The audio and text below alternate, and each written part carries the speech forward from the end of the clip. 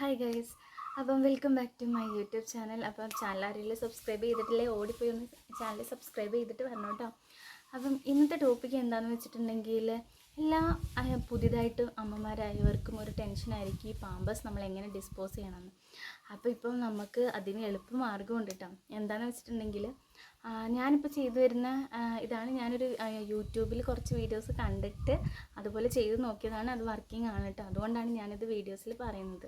എന്താണെന്ന് വെച്ചിട്ടുണ്ടെങ്കിൽ പാമ്പേഴ്സ് നമ്മൾ എടുക്കുക. പാമ്പേഴ്സ് എടുത്ത് അത് പച്ചവെള്ളത്തിൽ നല്ല കല്ലുപ്പിട്ടിട്ട് അതിനകത്തേക്ക് ഇട്ട് വെക്കുക. ഇട്ടിട്ട് ഒരു കുറച്ച് നേരം ആ ജെല്ലിനകത്തേക്ക് ആ വെള്ളമെല്ലാം കൂടെ വലിച്ചെടുക്കുന്ന ആ ഒരു സമയം വേണം. ഞാനൊരു ഉച്ച കഴിഞ്ഞിട്ടൊക്കെയാണ്, രാവിലെ ഇട്ട് വയ്ക്കും.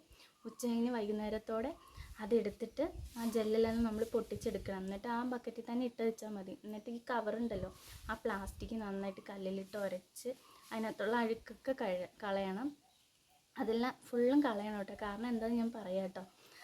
അങ്ങനെ ഫുള്ളും കളഞ്ഞിട്ട് അത് ഉണക്കണം. നല്ല രീതിയിൽ ഉണക്കണം. ഒരു തുള്ളി പോലും വെള്ളം പാടില്ല.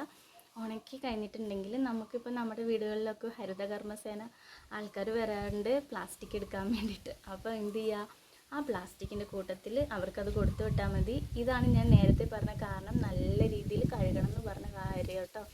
നല്ല കാറ്റ് വരുന്നുണ്ട്.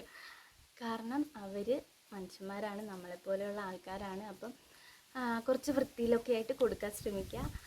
അപ്പം ഇതെല്ലാവർക്കും അറിയുമെന്ന് എനിക്കറിയില്ല. അറിയില്ലാത്തവർക്ക് വേണ്ടിയിട്ട് പറഞ്ഞതാണ്. പിന്നെ ആ ജെല്ല് നമുക്ക് തെങ്ങിൻ്റെ ചോട്ടിൽ എവിടെ വേണേലും കളയാട്ടോ. ഇനിയിപ്പോൾ ജെല്ല് ഇവിടെ എവിടെയെങ്കിലും ഡിസ്പോസ് ചെയ്യുന്നതിൽ പ്രകൃതിക്ക് എന്തെങ്കിലും ദോഷമുണ്ടോ എന്ന് എനിക്കറിയില്ല.